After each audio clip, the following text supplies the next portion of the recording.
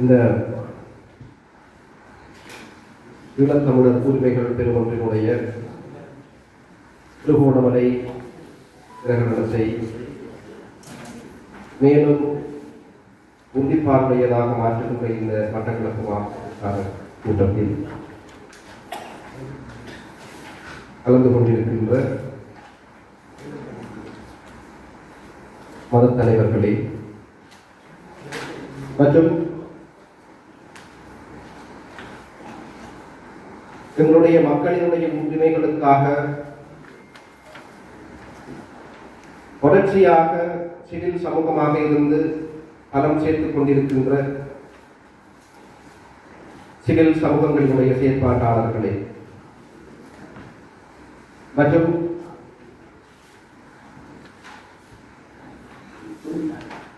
மக்களினுடைய அரசியலில் தொடர்ச்சியாக ஈடுபட்டுக் கொண்டிருக்கின்ற அரசியல் பிரமுகர்களே, உங்கள் அனைவருக்கும் இந்நிற வணக்கத்தினை கூறியவனாக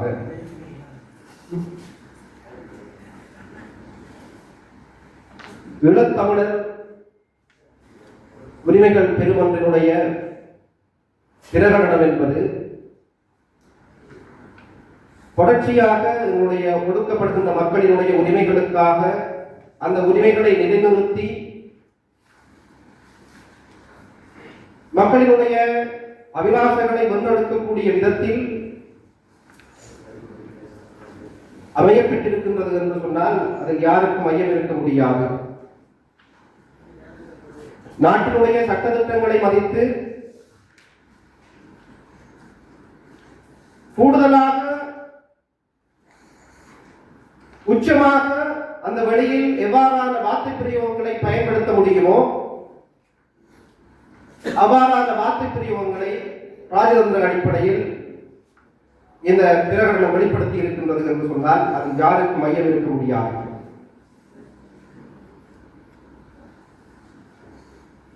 உள்ளக பொறிமுறை என்பது தமிழ் மக்களினுடைய உரிமைகளை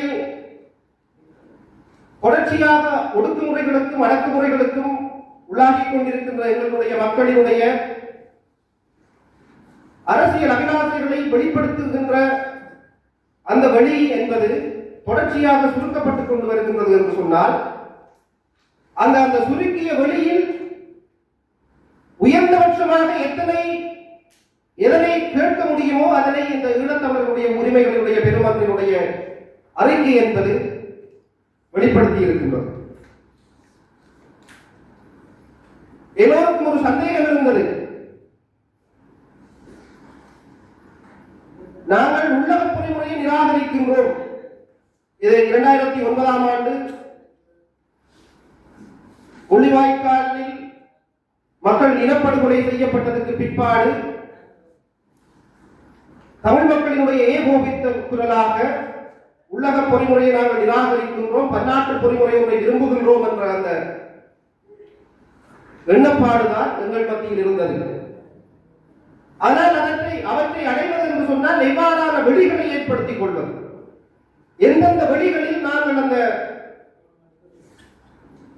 பன்னாட்டு சமூகங்கள் தலையிடக்கூடிய வெளிகளை நாங்கள் வைத்துக் இருக்கின்றோம் என்று சொல்லி கேட்கின்ற அந்த சந்தேகம், அந்த வெளிகள் எங்களுக்கு திறக்கப்பட்டதாக கேட்டால் அன்று குறைவாக இருந்தது. ஆனால் இப்போதைய சூழலில் மலிவாகவே இருக்கின்றது.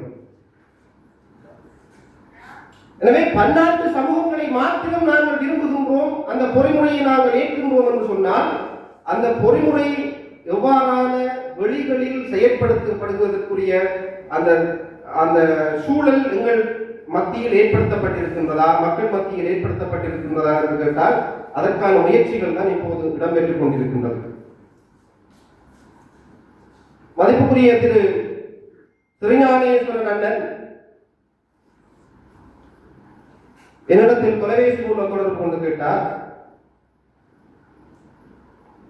அரசியலமைப்பு மாற்றத்திற்கான ஒரு ஆவணம் ஒன்றை சிவில் சமூகங்களாக நாங்கள் பிரகடனப்படுத்தப்பட வேண்டும் என்று சொன்னார். அப்போது நான் அவரிடம் கூறியது, அரசியல் அமைப்பு பற்றி பேசினாலே அது உள்ளக பொறிமுறை. அரசியல் அமைப்பு பற்றி நாங்கள் அந்த மாற்றத்திற்கான முன்மொழிவுகளை செய்தாலே அது உள்ளக பொறிமுறை. அதில் பன்னாட்டு சமூகங்கள் தலையீடு செய்ய முடியாது. பாதிக்கப்பட்ட மக்கள் கூட்டம் என்ற அடிப்படையில், இனப்படுகொலைக்கு உள்ளாத மக்கள் கூட்டம் என்ற அடிப்படையில் அந்த பன்னாட்டு சமூகங்கள் எங்கள் மீது ஒரு பொறுப்புணர்ச்சி கொண்டதாக செயற்பட வேண்டும் என்ற அடிப்படையில்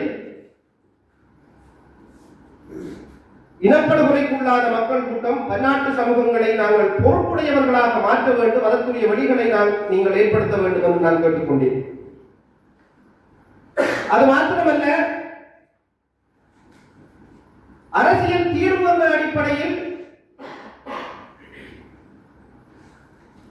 காலம் காலமாக பாதிக்கப்படுகின்ற மக்கள், ஈடு செய்ய முடியாத இழப்புகளை தாங்கிய மக்கள், இனப்படுகொலைக்கு உள்ளான மக்கள், தொடர்ச்சியாக கட்டமைக்கப்பட்ட இனப்படுகொலைக்கு உள்ளாகி கொண்டிருக்கின்ற மக்கள் என்ற அடிப்படையில் ஒரு பொது வாக்கெடுப்பு ஒன்றை நீங்கள் வலியுறுத்த வேண்டும் என்று நான் கூறினேன். உள்ளக பொறிமுறையில் நாங்கள் தீர்வை எதிர்பார்ப்பதானால் எங்களுடைய மக்களுக்கு தீர்வு அவசியம் அல்ல. ஆனால் அந்த தீர்வை எவ்வாறு பாதுகாத்துக் கொள்வது, அரசியலமைப்பினூடாக எங்களுக்கு தீர்வு எட்டப்படும் என்ற சந்தேகம் இருக்கின்றது. ஏனென்று சொன்னால், இலங்கையினுடைய மாறி மாறி வந்த ஆட்சியாளர்கள், ஸ்ரீலங்காவுடைய ஆட்சியாளர்கள் என்று கூறினால் பொருத்தமாக இருக்கும் என்று நினைக்கின்றேன். இந்த ஆட்சியாளர்கள்